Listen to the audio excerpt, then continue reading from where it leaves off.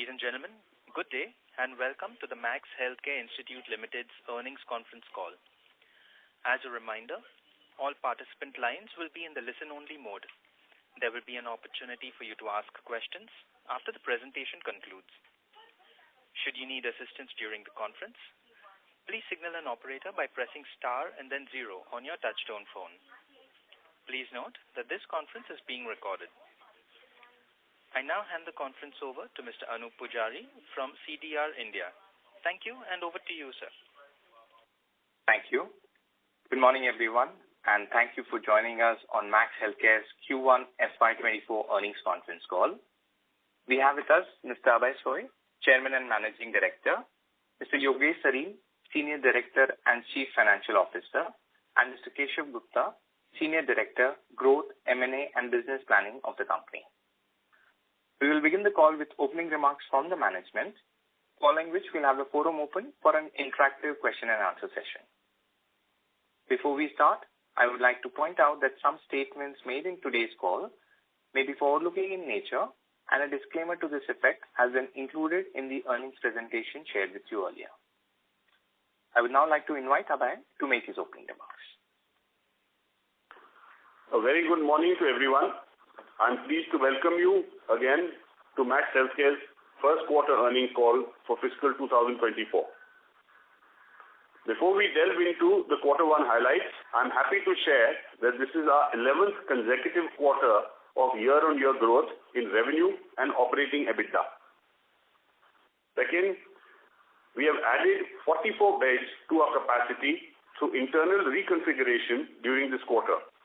This is in addition to the 92-bed oncology block we commissioned at Shalimar Bagh in March this year. Notably, Shalimar Bagh Hospital has reported an average occupancy of 77% in Q1, with a year-on-year growth in revenue and EBITDA of 37% and 43% respectively. Third, we have released the inpatient module on a proprietary app, Max My Health, which allows IPD patients to track the entire process right from their admission to their discharge. It also provides them access to their reports and up-to-date billing data with the ability to make payments online. This will not only enhance patient satisfaction on one hand, but also reduce administrative burden on the other. Now coming to the highlights of our Q1 performance. Occupied bed days, OBDs, went up by 3% year-on-year, and the average occupancy for the quarter stood at 74%. Do keep in mind, this is on a higher capacity, remaining flat compared to Q1 last year. This is on expected lines, coming off from seasonally the best quarter to the worst quarter. With increase in occupied bed days and marginal drop in ALOS, the admissions were up by 4%. Institutional bed share fell to 29.7% compared to 30.3% in Q1 last year. However, it is pertinent to note that excluding Max Shalimar Bagh, where we strategically decided not to optimize payer mix at the cost of occupancy in light of the newly added 122 beds on a base of 280 beds, the share dropped by 270 basis points year-on-year to 27.4%. Institutional business on an overall basis. Moreover, as you may be aware, CGHS has revised its tariff in April and June this year for certain segments after a gap of 9 years, and we expect further revisions for the balance segments in the coming quarters. Therefore, we have not taken any aggressive call on disempanelments. The average revenue per occupied bed for the quarter touched a new high of rupees 74,800, reflecting a growth of 13% year-on-year and 6% quarter-on-quarter. This was mainly led by improvement in specialty mix, particularly oncology, orthopedics, cardiac sciences, and doubling of robotic procedure volumes. This was further aided by price revisions across almost all channels, which usually happens on the 1st of April. Network gross revenue was 1,719 crores compared to 1,473 crores in Q1 last year and 1,637 crores in previous quarter. This reflects a growth of 17% year-on-year and 5% quarter-on-quarter. Year-on-year increase was largely driven by growth in ARPOB and occupied bed days. Revenue from international patients grew by 31% year-on-year and 3% quarter-on-quarter. This now accounts for around 9% of the revenues from our hospitals. Digital revenue grew to 356 crores and accounted for 21% of our overall revenue. Direct costs were up year-on-year due to growth in surgical mix, medical oncology, and doubling of robotic procedure volumes. On the indirect cost side, while the overall percentage is lower, there is an increase in absolute costs due to commissioning of 4% additional capacity, creation of around 10 new operation theaters, and 80 ICU beds by cannibalization of existing ward beds over the last 12 months. In addition, we have strengthened our projects, digital and home care teams, while also increasing efforts on ESG activities and marketing for the international channel. Network operating EBITDA stood at 436 crores, reflecting a growth of 18% year-on-year while remaining relatively flat quarter-on-quarter, in spite of the fact that we are coming off perhaps the quarter 4, which is the best quarter, onto quarter 1, which is usually the worst quarter. The operating margin stood at 26.8% versus 26.5% in Q1 last year and 28.2% in the previous quarter. This is largely because we've been focusing on higher payer mix, which is international patients, higher clinical mix, which is oncology, cardiac sciences, and robotics, etc., which has grown, which in percentage terms may provide lower margins, but in absolute terms provide higher value. Most importantly, annualized EBITDA per bed rose to rupees 70.4 lakhs, yet again our highest ever, clocking a growth of 14% year-on-year and nominal growth quarter-on-quarter. Profit after tax was rupees 291 crores versus 229 crores in Q1 last year and rupees 320 crores in the previous quarter. Year-on-year growth of 27% was primarily attributable to the flow through of improved EBITDA. Free cash flow from operations stood at 261 crores, of which rupees 38 crores was deployed towards the ongoing capacity expansion projects. Net cash position improved to rupees 957 crores at the end of June 2023 compared to net debt of rupees 217 crores same time last year. Expediting our routine capex coupled with build-up of accounts receivable led to higher working capital during the quarter.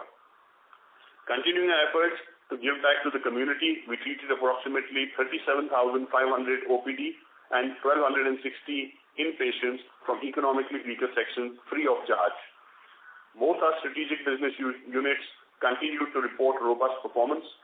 Max at Home reported a top line of rupees 40 crores, reflecting a growth of 24% year-on-year and 7% quarter-on-quarter, with critical care and medical room service lines being the major contributors to this growth. Max Lab expanded its geographic footprint to 36 cities and reported a gross revenue of rupees 34 crores. This reflected like-to-like growth of 39% year-on-year and 10% quarter-on-quarter. During the months of June and July, there was a slowdown in the project's activity due to heavy rains in Mumbai, Punjab, and Delhi NCR. The current status of our expansion projects coming on stream over the next 3 years is as follows. For 300 beds at Dwarka, majority of the MEP and interior work are complete. While applications for power, water, and sewage connections are in progress, the developer is expected to apply for occupancy certificate in the latter half of this quarter. We expect to commission the hospital in Q3, subject to the developer obtaining the OC. For 329 beds at Nanavati Hospital in phase 1, excavation and raft work are nearly complete. Steel fabrication and wall casting for DNAC and brachytherapy are in progress. The project is largely on time, and we expect to cast the ground floor slab by end of October. For 300 beds at Sector 56, Gurgaon in phase 1, 50% of site excavation is complete and the EPC contract is in the final stages of execution. All statutory approvals have been received. 350 beds at Max Smart in phase 1, as stated during the Q4 update in May this year. This project was facing delays due to forest approval for tree transplantation. Happy to report that the final forest approval has now been received, and we are initiating the process of transplanting the trees shortly after subsiding of rains. For 300 beds at Vikrant Saket, environmental clearance has been approved and is under processing with the state level environmental approval authority. DDA has reconstituted our file, and we are planning to formally upload the drawings for approval in September, so this should be well on its way as well. For 190 beds at Mohali, demolition of existing building and shifting of services have been done. D-wall is completed and excavation work is underway. EPC contract is in final stage of negotiation. The project is largely on time. Lastly, I'd just like to state that 3 months already into this fiscal, we continue to strive to improve operational metrics across all our current facilities and businesses, keenly monitor and execution of all our projects underway, while also prudently evaluating inorganic opportunities in our existing geographies as well as new promising geographies. With this, I'd like to open the floor for Q&A. Thank you very much. We will now begin the question and answer session. Anyone who wishes to ask a question may press star and 1 on the touchtone telephone. If you wish to remove yourself from the question queue, you may press star and 2. Participants are requested to use handsets while asking a question. Ladies and gentlemen, we will wait for a moment while the question queue assembles.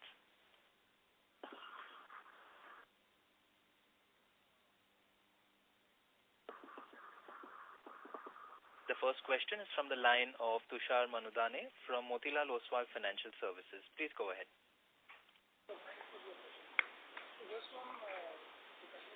Yes, sir. Tushar, the line for you has been unmuted. You may proceed with your question. Am I audible? Yes, you're audible. Please go ahead.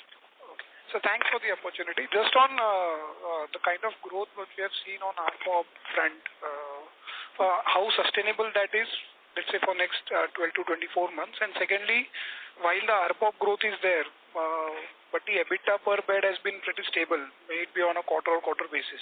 So if you could share your comments on that. So I think, we keep doing what we are doing, focusing on higher-end specialties, focusing on better PMX, etc. So your ARPOB growth should continue. And when it comes to EBITDA per bed being almost flat quarter on quarter, like I said, Q4 is the most solid quarter in the year. It's the strongest quarter, and Q1 is the weakest quarter. I'm very encouraged by the fact that in spite of that, our Q1 results are flat with our Q4. Because if you look at it historically, and I'm taking away that one COVID year, Q1 is usually lower than Q4 because on April 1 you have increase in costs, particularly your salary costs, etc. for the whole year increases on April 1. So the quarter 1 normally seasonally the weakest quarter, as well as high indirect costs usually has lower absolute EBITDA and margins which emanate from it, but that has not been the case this year. It's been flat compared to Q4. So it's actually a very encouraging sign. Understood. So what kind of growth one can think of on a sustainable basis given the kind of bed additions that are happening over next 12 to 24 months on EBITDA per bed? Look, I'm not going to give you a guidance on exact EBITDA per bed, but I think this is our 11th quarter of year-on-year growth, like I mentioned. Also the fact that the last time, recently when we opened Max Shalimar Bagh, 122 beds on a base of 280 beds, you're seeing that, there's a 77% overall occupancy within the first month or 2 months itself, and is giving us a revenue growth of 37 and 43% respectively.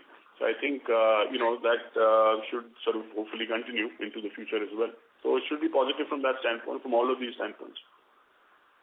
And just while you have already highlighted hospital-wise the kind of work underway in terms of bed expansion, but just on the capex number, if you could also sum up for FY24 and for the quarter.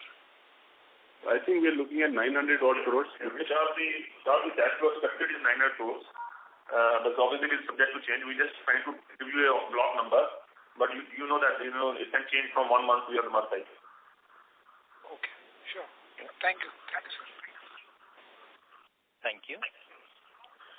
The next question is from the line of Damayanti Kerai from HSBC. Please go ahead. Hi, good morning. Thank you for the opportunity. My first question is on your Shalimar Bagh. Clarity on your comment that you decided not to optimize payer mix. So does it mean like you have taken up more institutional patients there? Yes. So what you do is, you basically don't disempanel over there and you don't filter institutional business because the extra capacity firstly is at a significantly lower cost, right, because of operating leverage. And what it also does is it gives you, even at the institutional rates, you still generate EBITDA, which you've seen. But the first sort of this thing is that you bring in occupancy and then you start filtering down at a later stage. Okay, so institutional bed share at around 29.7% for first quarter. So earlier you guided like by end of 24 or so, you will bring it down to 15-16%. Does it still hold or you have some different thoughts now? Well, so ex-Shalimar Bagh is down to about 27%. Sorry, 20, yeah, so ex-Shalimar Bagh has come down to 27.4%. And clearly, we've had some increases in pricing from institutional business recently, although it doesn't have a big impact on ARPOB. It's about a 0.6-0.7% so far. But we're expecting in the next month or two further revision of balance rates as far as the institutional is concerned. So that sort of makes us go slow on the commodity. But, again, the gap is still too much between institutional and cash. It just pushes the can down by a quarter or two. Not more than that. Still, you're going to face capacity constraints and you're going to have to distill because your CTI business or the preferred channels still need those beds then. Okay, so as you said, like gap between CGHS rate and CTS patient reduces, so you might not be changing that 15-16% bed share very strictly, right? No, so it's not a question of, we are not chasing a 15 to 16% bed share. So let me put it in perspective. There is a certain rate at which my CTI business is growing, right? If the capacity doesn't come in, I have no place to accommodate that business. The best case for me is if I keep the institutional and I can accommodate my increased CTI business. As and when I can't, I distill that capacity and bring that down. And today, let's say if I had a magic wand and I could put up these extra beds to accommodate the increase in CTI, I would not let the institutional business go either. I'm having to do that. So, the trajectory that we have said is we come down to about 15%. By that particular time, it may go up and down a couple of quarters because of these sort of changes. But that's about it. But that's still a trajectory. If at some stage, let's say, we can, let's put it this way. If I can today acquire big unoccupied capacity theoretically adjacent to my hospital, then, I will do both the businesses. Okay. That's clear. My second question is on EBITDA. So, healthy ARPOB, but occupancy down sequentially, and then EBITDA down around 260 basis point quarter on quarter. So, does it mean like you did more of high ticket surgeries where ARPOB is high, but there you might be paying higher payout to doctors, etc., like higher cost, and that's why your margins declined sequentially? Should we read in that way? You need to complete that story. You see, a higher end surgery, okay, let's say you do a LVAD surgery, okay, costs you 85 lakhs. Equipment itself, the implant itself costs you about 56 lakhs, right? Now, a patient stays in a hospital for a few days, you make 4-5 days and you make at the hospital about 15 lakhs. Your percentage is much lower. When you do robotics, when you do higher end oncology, when you do oncology, cardiac sciences, orthopedics, any of the higher end surgeries, your percentage margins are lower. But your absolute bill is higher, and in spite of the lower percentage margins, the absolute profitability is higher per patient and per bed. When you do international business, okay, the international people come from more severe diseases to India, so the billing is higher. The ARPOB per patient is higher. Your percentage revenue is lower, but the absolute EBITDA per bed. So I've always said that, look, I'd rather do a $10,000 surgery on a 20% margin than do a $2,000 surgery with a 50% margin, right? So as you move up the payer mix and you move up the clinical mix, you're going to see margins in percentage terms come down, but in absolute terms, EBITDA per bed, ARPOB, as well as absolute EBITDA move up. And that is what you've seen. So my EBITDA, overall EBITDA, in spite of a lower occupancy, in spite of my cost increasing on 1st of April, it's been flat over Q4. And in spite of Q4 being the strongest quarter and Q1 being the weakest quarter. So, I mean, that's a big, big positive, isn't it? Sure. My last question is on your utilized bed. So, as per your presentation, in last quarter we have 2,523 utilized beds of the total operating bed, and this quarter it came down to 2,474. So, how should we read into it? Like, as you said that generally quarter one is a weak quarter on occupancy. You will see the same trend even last year. Last year also the occupancy was 74% in quarter one, 77% in last quarter. So it always happens, right? So this is the seasonality in the business that during the quarter one when you have summer vacation etc., doctors do go on leave. So generally, occupancy in the month of May and June generally come down. Not only last year. I think if you look at a 10-year history, 15-year history of any hospital group, you'll always see the quarter one is lower in terms of occupancy, EBITDA, and everything else compared to quarter four. So, but at the same time, even if the occupancy is same, the OPDs have gone up. The occupancy, if we were not to add beds in Shalimar Bagh and other places, then the occupancy would have been 2% higher, right? So you have to also consider that factor into account. Your occupied bed days has moved up. Okay. Fine. Thank you. I have more questions. I'll get back in the queue. Sure. Thank you. The next question is from the line of Nikhil Mathur from HDFC Mutual Fund. Please go ahead. Yeah, hi. Good morning, everyone. So just one question I have. Now you have reported pretty strong occupancy on the incremental beds in Shalimar Bagh. We are able to track numbers for one of your peer Fortis as well in Shalimar Bagh. They have reported decent numbers on a Q&Q basis, despite 1Q being seasonally weak. So it kind of seems that in that particular micro market, the demand is very strong. Would you say that this is reflective of many of your other markets as well, where any concerns? I mean, there's some bit of divided opinion whether the demand factors are likely to be weak or not in this particular year. Would you say that a similar trend is kind of playing out in other micro markets as well, especially in which you are present?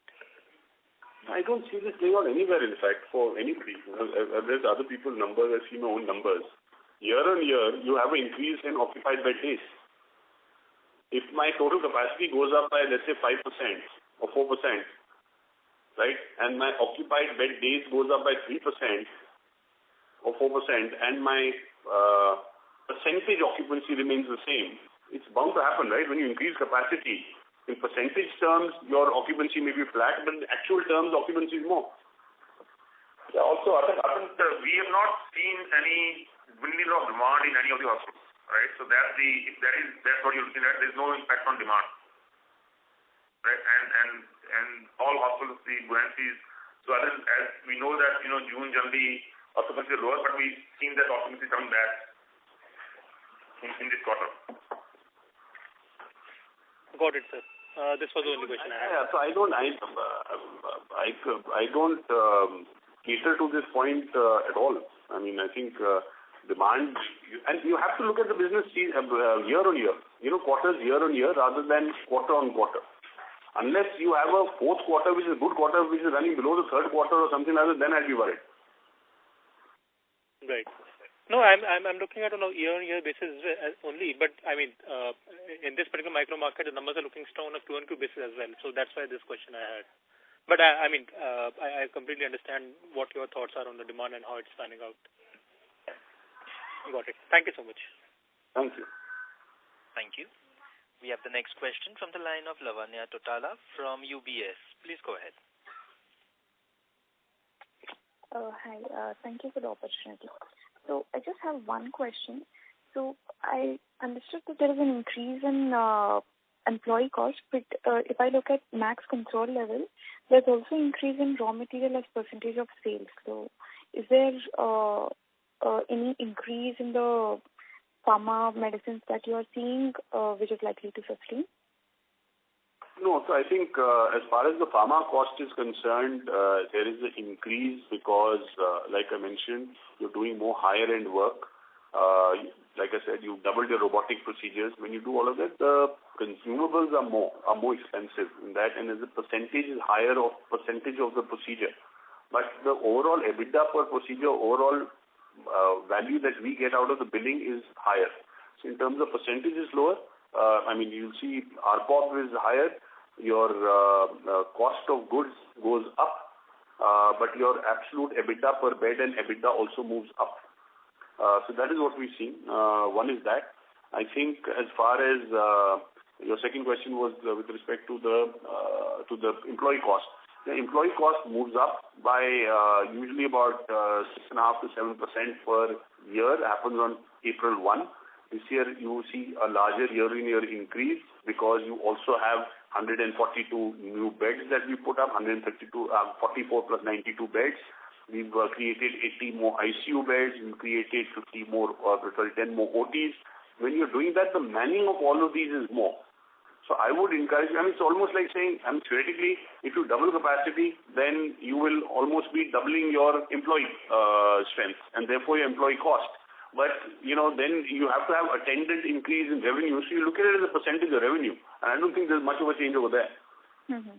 In absolute terms, when you look at it, it's bound to increase because we're putting up more capacity. If I put more 4%, 5% more capacity, that itself should give my employee cost should increase by about at least a few percentage points because of that, right? And then I do a few percentage points of higher ICU beds. So a regular ward, for example, requires 5-to-1 nursing. An ICU requires 1-to-1 nursing. So, it's almost 5 times the amount of people that you require for ICU versus that. But it generates you more as well in terms of revenue. So you want to do all of those things. Got it. That's it. That's it from my side. Thank you. Thank you. Thank you. Thank you. The next question is from the line of Kunal Damesha from Macquarie. Please go ahead. Yeah, thank you for the opportunity. So, sir, I think, there is some confusion regarding the seasonality, at least on my end. So I think there is, seasonality with specialty mix that plays out, in different quarters. And then there is what you cited is in terms of volume also kind of there is some seasonality, right? So, and that impacts our, revenue on a quarter-on-quarter, year-on-year basis. So, could you help us explain, how this seasonality, because as far as our quarter 2 is more like internal medicine patient because of infectious season in the country, right? So how that impacts our revenue and EBITDA, on a quarter, let's say starting from quarter 1 to quarter 4, how you see specialty seasonality and then how it impacts our revenue and EBITDA? Look, orthopedics happen less in winter. Cardiac sciences happen more in winter, right? More insurance people come more for insurance setup because in Q4 the thing is like lapsing and so on. So usually, and I'm not talking about last year. I'm saying any hospital chain over the last 10 years. Okay, any hospital, okay, mature hospital otherwise. You speak to the management or you look at the history, Q4 is the strongest, Q1 is the weakest. Okay, as far as occupancies are as far as Q2 is concerned, occupancy is higher, like you rightly said, because of dengue, other medical etc. So you have the highest occupancy in Q3, but you have lower ARPOBs in Q2. You have the highest occupancy in Q2, but you have lower ARPOBs in Q2. Okay, because of dengue, because of medical admissions, etc. That's a very standard thing. Q1 is also down because doctors go on leave also, right? Right, they go on summer holidays, they postpone their surgeries, etc. And the children's schools are on holidays. In fact, people postpone their own procedures because it's examination time for kids, etc. and so on and so forth. So all of these things matter. And it just don't matter this year. They've been mattering every year ever since I've been in healthcare or before. And let's say to that extent, the trends in July and August, how are those panning out? Because we are anyway 1.5 months into the next quarter, right? So I'm not going to give you a forward-looking guidance, but let me put it this way: it's secular. Okay, sure. And secondly, on the 13% ARPOB growth, I'm not sure if I missed your initial comment because I joined a little late. But on the 13% year-on-year growth in ARPOB, if you can highlight the major moving pieces, because we have quite a few, right? CGHS rate revision, international. No. Sorry. Look, CGHS rates, okay, does not impact ARPOB more than 0.6%. Okay. Mm-hmm. We have doubled year. So let's look at year on year to start with. Okay. Mm-hmm. Your international patients grown by 31%. Your robotics has doubled. So oncology business, okay, is growing at a much faster clip than anything else. So is your cardiac sciences, so is your orthopedics. These are all the high alpha businesses. Mm-hmm. When you do that, okay, your ARPOB increases. Mm-hmm. Right? Okay. Right. When you do that, and of course, there are less medical admissions during this time, etc. So a lot of that also kind of helps in overall ARPOB increasing. The best part is, okay, that at least I can't remember the last time your Q1 was almost equal to your Q4 as far as overall EBITDA is concerned.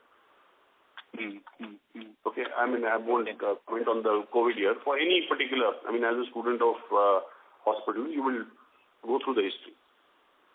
Now, this is purely on increase of that. It's not CGHS rates, etc. Every year we have an increase in pricing that impacts our revenue by 2.25%.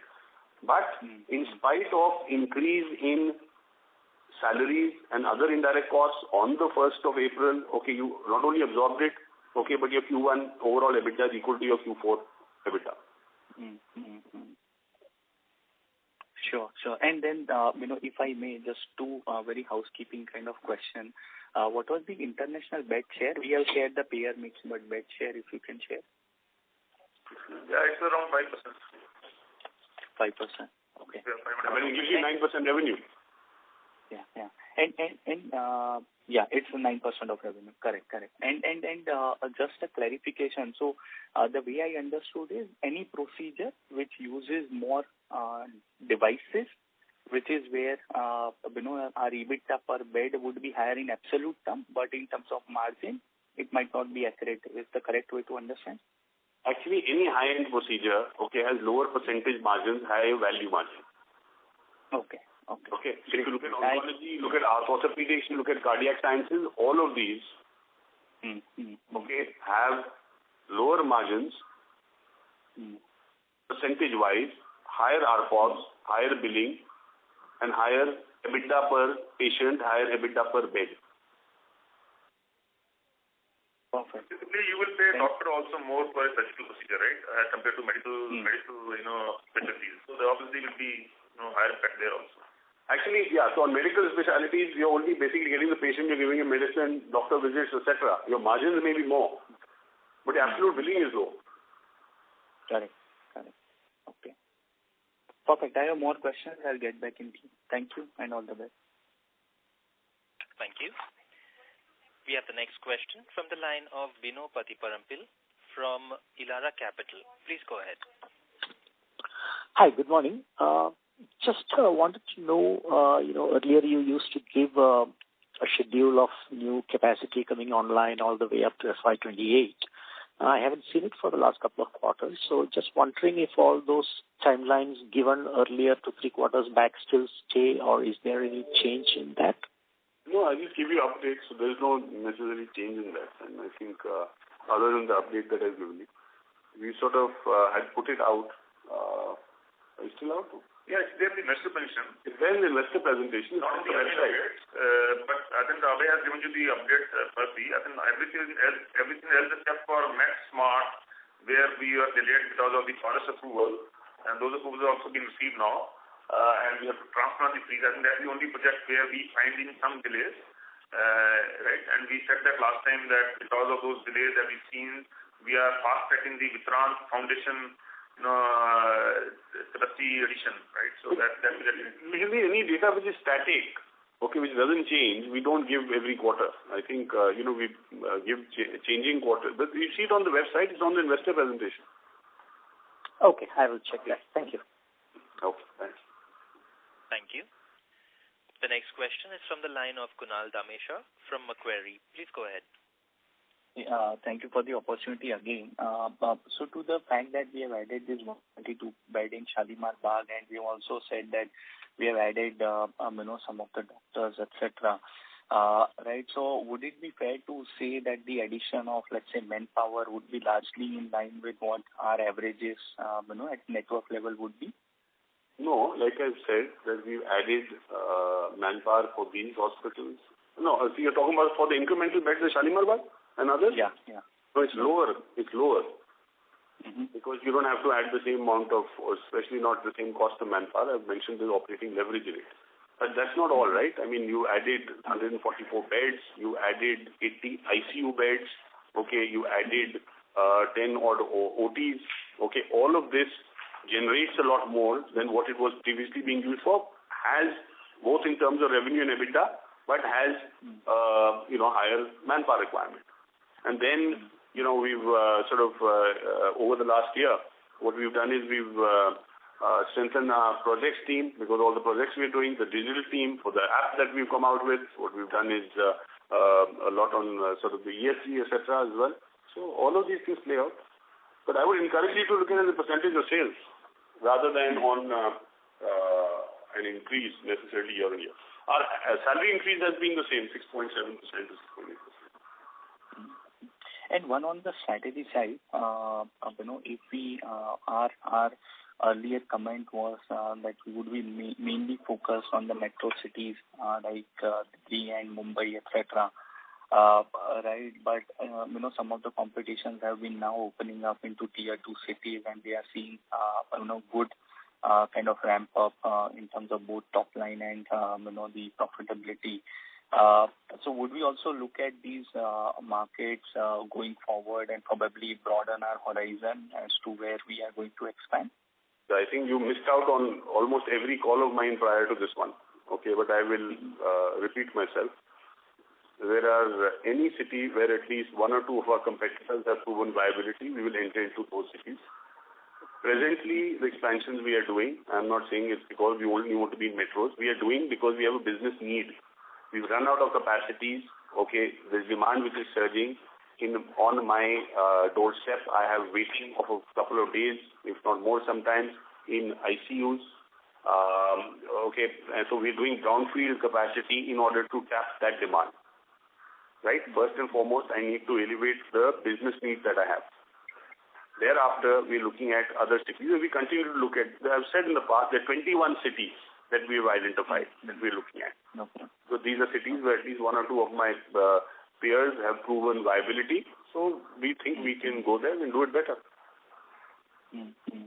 And in terms of inorganic activity, obviously, probably my sense is valuation could be a factor, but do you see that intensity, in terms of the ask price versus what we are willing to pay is reducing, increasing over the last, let's say, 6 months? For that, you have to know how much I'm willing to pay. We are usually guided by, we are guided by ROCE. We seek a 20 to 25% ROCE, right, in a business case. So it's less important what we are paying today. Of course, nobody likes to pay more. But what is important to us is what is the business case we are willing to underwrite, 4 or 5 years down the line. Do keep in mind that our EBITDA per bed is at least 50 to 55% better than the next best player in the industry. So our ability to write a stronger business case perhaps is more than others, and that's what we are willing to back. Right? So that is why,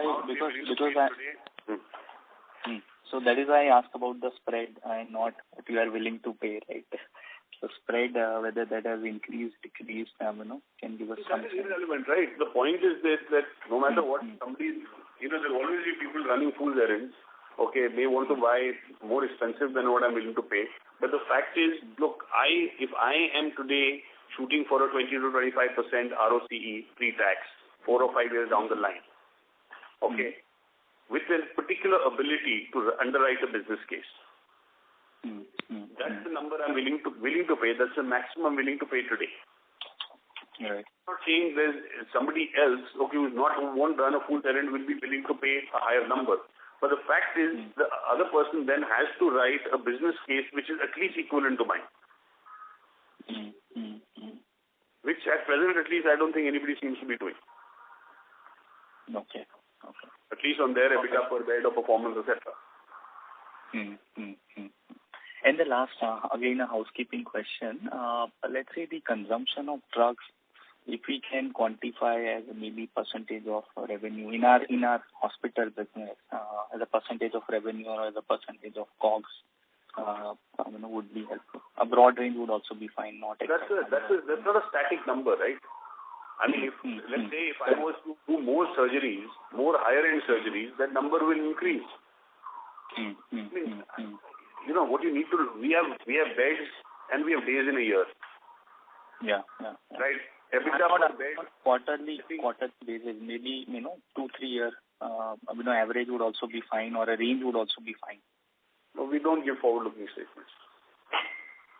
I'm asking about the historical. What would be the drugs as a percentage of probably revenue? Now it will be in the range of 23 to 25%, right? Depending on which month, which quarter you're talking. But that's the range, I would say, in the historical numbers, right? Perfect. Thank you, and all the best. And by the way, we don't call it material cost, we call it, direct cost, and these include the F&B costs, etc. also, right? So that's the definition that we use. Yeah. This includes what? F&B and so on and so forth. We don't give precise, as far as drugs are concerned or consumables are concerned. It includes F&B and some of the other costs as well. Okay. Sure. Thank you. Thank you. The next question is from the line of Dinesh Pathak from White Oak Capital. Please go ahead. Yeah, thank you for the opportunity. So you gave a commentary on the projects that are underway, but I'm just trying to get a better understanding of the commissioning timelines.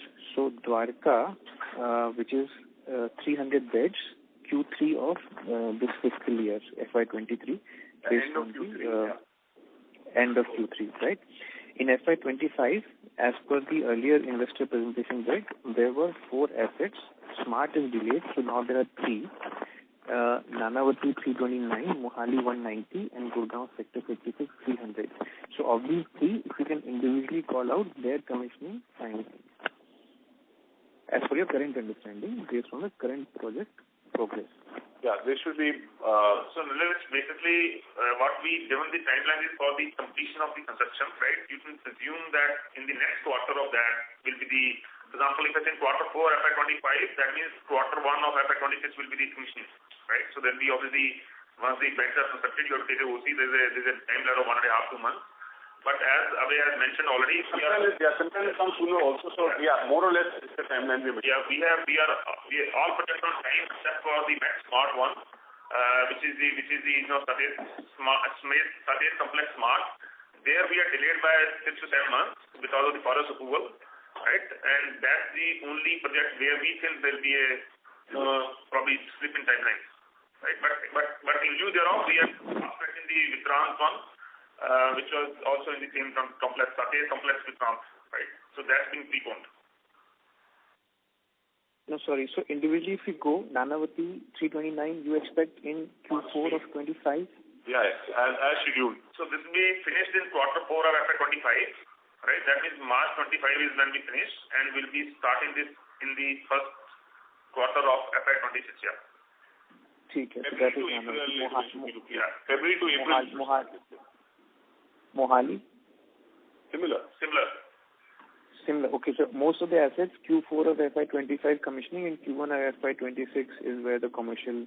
Yeah, we had mentioned end of 25, right? Yeah, end of 25. End of 25. Okay, understood. Now, just to understand, for these assets, whatever is the estimated capex outlay, I don't know if that number is handy or not, how much have you already spent? So I think as Abhay has given you the project updates, for example, in Nanavati, we would have spent probably around 26% of the total spend. But other than Nanavati, Mohali, we just finished the excavation, we done the D-wall, so I think the contract is being given to the to the EPC vendors now. So I would say large amount of CapEx is yet to be spent. So on an overall basis, if you ask me, it will be probably at 12-13% spent.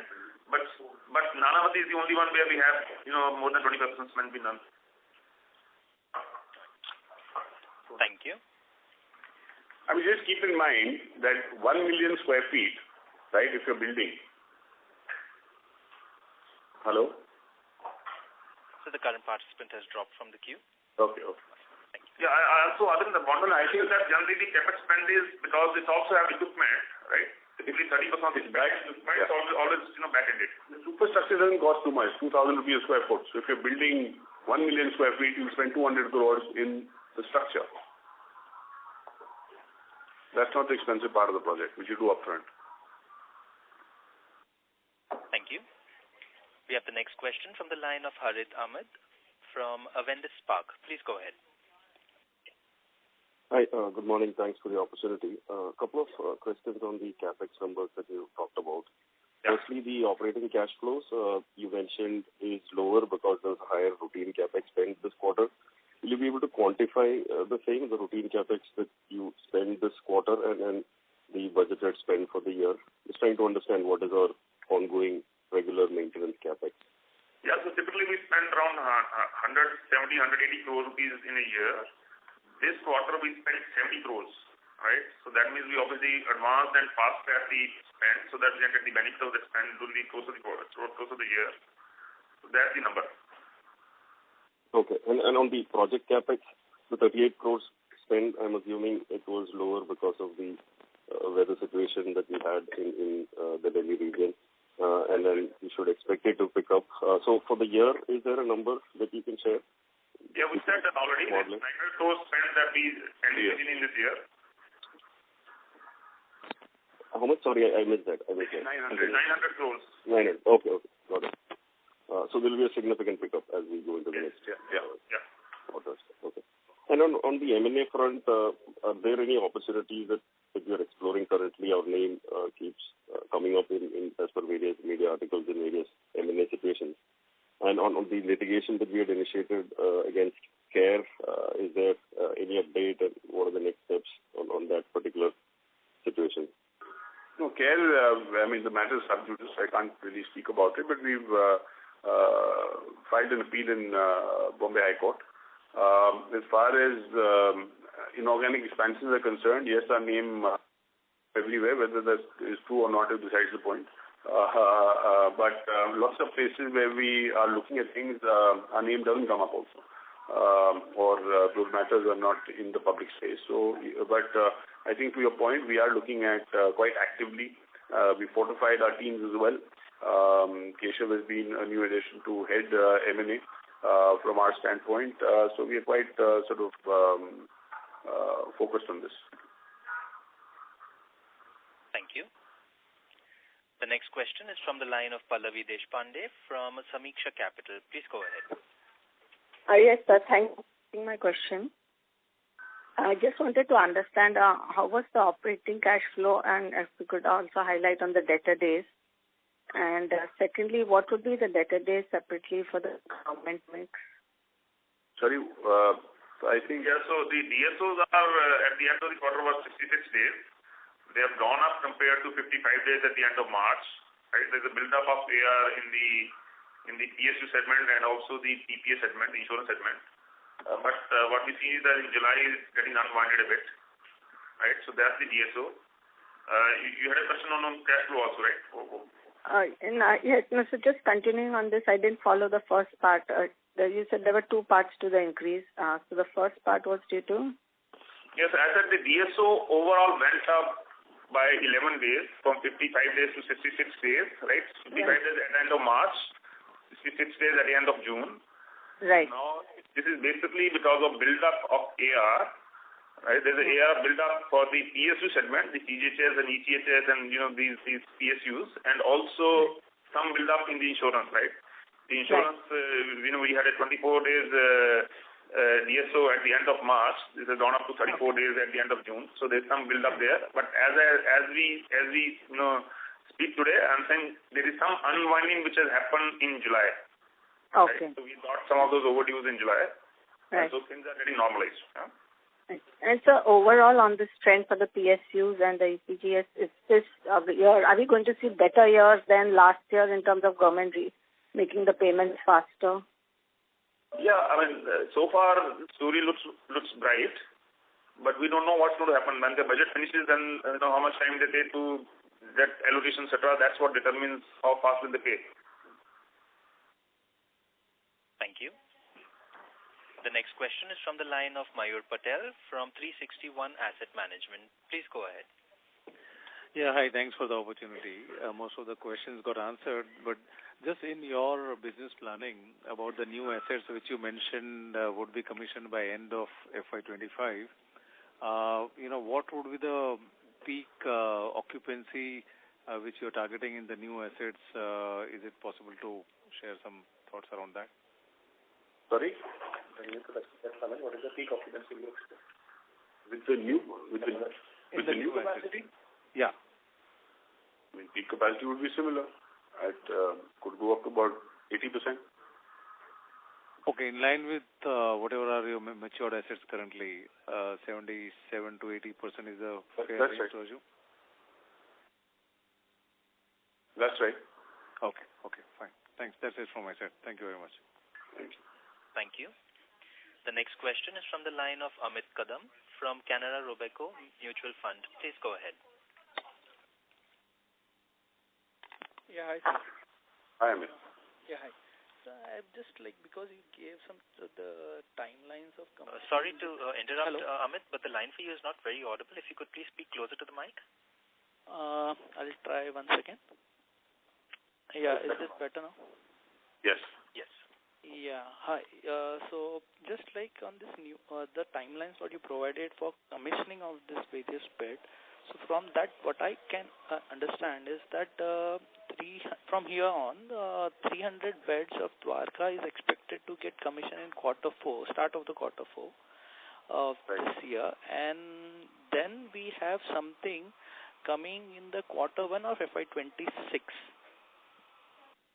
Last quarter 25, first quarter 26. Yeah, but then I'm just focusing on the commissioning or revenue generation potential. I mean, little early to kind of project that, because that exactly which month it happens. When we said end of 25, we meant February, March. Now, whether it's February, March or it's continues to be February, March or it's March, April, it's a little difficult to sort of this thing, right? I mean, but assume it comes on stream next year for calculation purposes. Right. So the broad thing which I want to understand, so during this particular period, so I understand we have a 300 bed to ramp it up. What are other levers in that particular year which could still make sure that our growth momentum continues? We fall back on payer mix. Okay. Right, that's one. We have another 20-30 beds on the margin which will come on stream through the year. But that's about it. I think this is in terms of occupancy and the quality of occupancy and occupied bed days. Case mix too. And of course, you have a case mix which is increased as you've seen. That continues to hold strong. Okay. Because Dwarka is a... If you look at Q4 or Q1 versus Q1 this year, I think other than occupancy, you've seen a big, and you take out the 2.5% increase in revenue, you've seen an increase in ARPOB because of increase in clinical mix largely. And payer mix, of course, more international and some. So just I was going to come to the international, but before that, just wanted to understand that when the Dwarka comes on stream, what are the changes this thing will have on our overall number? Because I think this will be a kind of a new, complete standalone assets, even though in the same region, but it would have its own individual standalone case where you have to do it, all the recruitment start from top to bottom. Right. So typically, you have a break-even, this thing, but it shouldn't be, consuming more than 20-30 crores. This should break even, start to break even. So there may be some loss in the initial phase. So I think this is the story with any greenfield, right? But that should not be exceed 30-40 crores at best.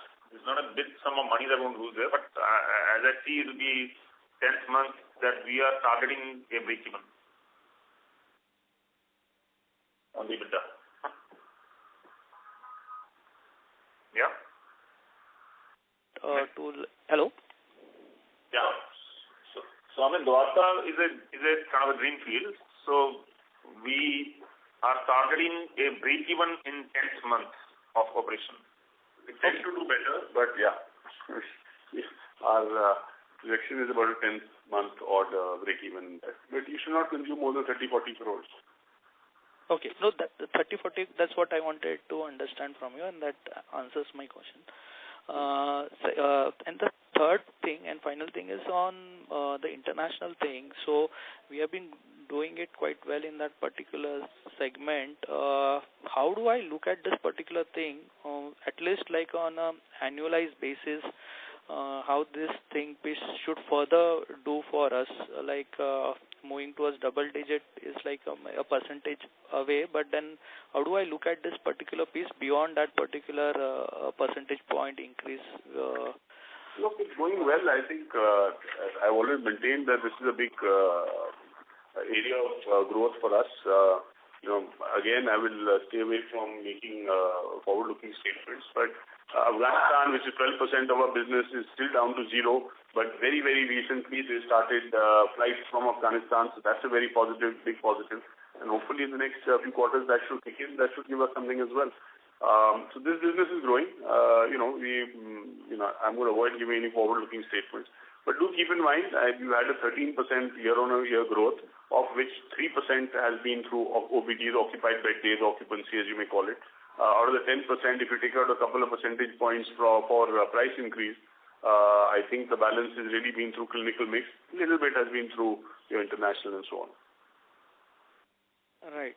Because why I was asking, so one thing is that the volume or the inflow or the patient count may go up because there would be certain some geographies would open up which were restricted, or maybe there were some embargoes. And second is that some efforts what you guys have taken by going into various geographies, setting up front-end offices there, that also will lead to your inflow. And second is that this inflow could also have some kind of a delayed surgeries because they were not able to have that particular. Well, not so far. I don't think we've got business from any place which has that embargoes. But hopefully in the future, some of may be through that. We don't see any sporadic demand right now. I think it's being fairly kind of secular and should continue. I mean, that's the plan.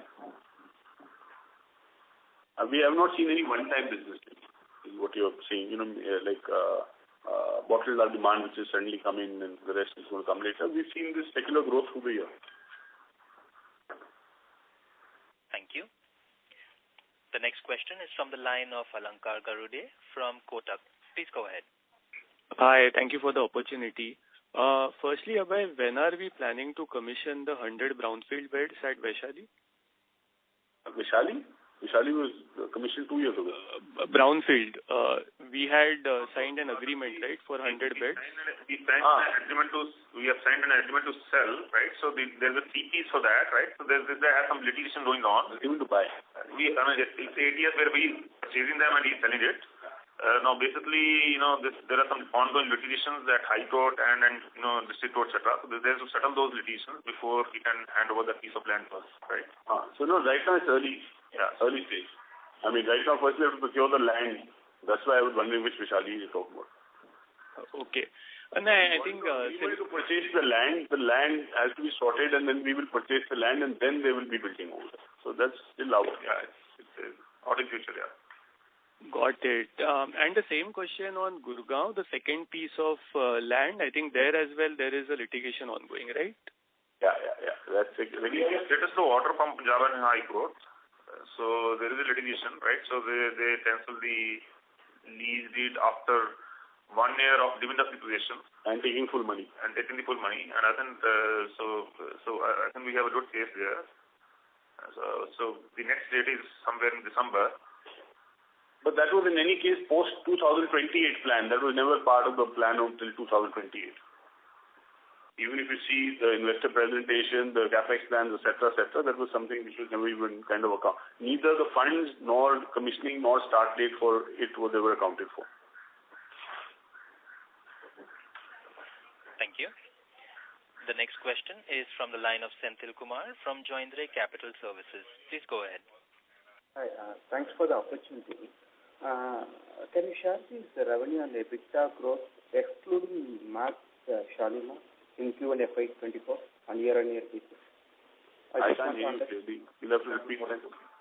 So you already said that the revenue has grown by 37% YOY in Shalimar Bagh and 43% EBITDA growth. So what is the contribution in top line from Max Shalimar? No, so I don't have the ready number. Let me just try and okay. And my second question is, what is the gross debt as on June 2023? There's no debt. There's net cash. On a gross basis, it will be a 640 crores kind of number, which includes the CC limits. Thank you. But we've got cash with it, right, of 1,600 crores. Yeah. So net, there's a cash surplus of 967 crores. Thank you. The next question is from the line of Amit Thawani, an individual investor. Please go ahead. Hi, Ved. Thank you for taking my call. I saw the presentation and I saw the performance in the oncology segment, and even some of the peer hospitals have reported some really good numbers in the oncology segment. So I was just wondering what's happening. Is there some kind of change in the health insurance policies that are allowing more coverage of oncology, or can you elaborate a little on what's happening there? I mean, nothing in particular. I think, incidence of cancer is increasing, awareness is increasing. More and more people are sort of acquiring health insurance and are able to afford to come to private sector hospital, which obviously for more high-end diseases, are preferred compared to perhaps smaller nursing homes. We've seen a drive towards that. And also we've seen that in oncology there are more usage of ORC drugs, right, which improves the revenue. These ORCs are generally expensive, right? Got it. And how does oncology growth impact our inpatient, outpatient revenue? Because how is really radiation and chemotherapy really accounted in beds in terms of bed occupancy? It's not. It's daycare.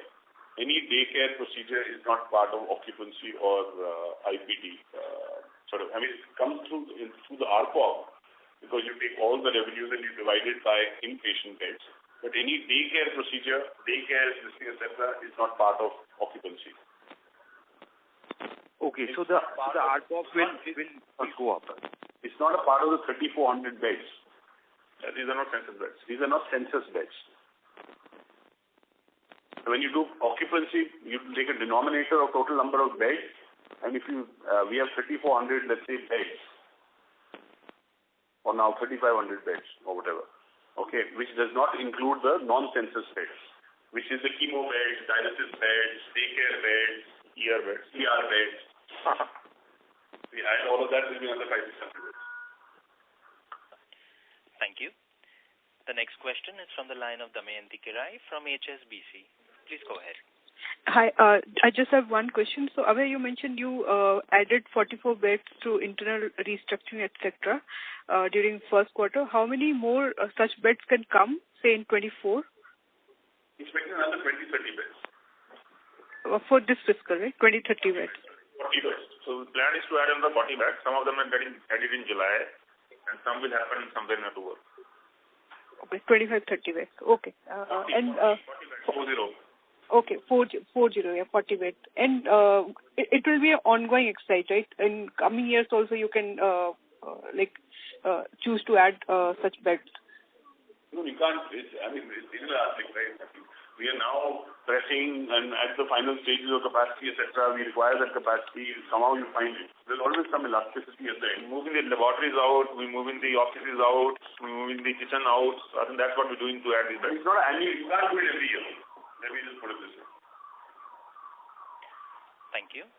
Or at least that's what the team tell me now. I mean, by next year, they'll probably find some more. Thank you. The next question is from the line of Lavanya Totala from UBS. Please go ahead. Hi, thanks for the opportunity again. I just wanted a small confirmation. So the CGHS increase in rates related to the radiology test, that has not come in the Q1 any impact, right? And what kind of impact that can have on our part? No, all of the CGHS rates, and some of it came in June, sometimes it came in May, but I think all of the impact has been about 0.6% on ARPOB. Overall, yeah, so I think so far, we want to talk on the price increase of CGHS. CGHS business has 60% of that we bill in material costs, which is basically drugs and consumables, etc. And 40% is what is the item which are actually tariff items, right, in a way. So of the 26%, 26% of those 40% have been touched by the price revision so far. And on that 26%, we have around 50% price increase. So in a nutshell, overall price increase is 5% increase in the total billing for the PSU patient, right? And so that's the story today. And the absolute amount for us would be around, if I take the number for whatever has been the Q4 volume and take the price increase which has happened till June, that'll be a 49-50 crore number. Okay, and so all of that is still not there in Q1 number, right? Then. Yeah, it won't be fully. Yeah, because Q1 would be will be probably 10-11 crores out of a 50 crore full year annualized number that we see in terms of price revision benefit. Thank you. The next question is from the line of Alankar Garude from Kotak. Please go ahead. Yeah, sorry, I got dropped off earlier. Just one follow-up. Historically, in the run-up to the general elections, has Max seen any increase on the receivables front, given the higher institutional mix? Not really, I think. No, so there was an increase in the AR by the end of June, but in July we've seen some of this unwinding, right? There's no election. So there's nothing. We don't see any impact of that. Yeah, but even in the prior years, be it 2014, 2019, no impact per se. No. Fair enough. Thank you. Thank you. Ladies and gentlemen, that was our last question. I would now like to hand the conference over to the management for closing comments. Over to you, sir. So we would like to thank each one of you for taking the time out and being on the call. Appreciate your time. Thank you, and see you next quarter. Thank you. On behalf of Max Healthcare Institute Limited, that concludes this conference. Thank you for joining us. You may now disconnect your lines.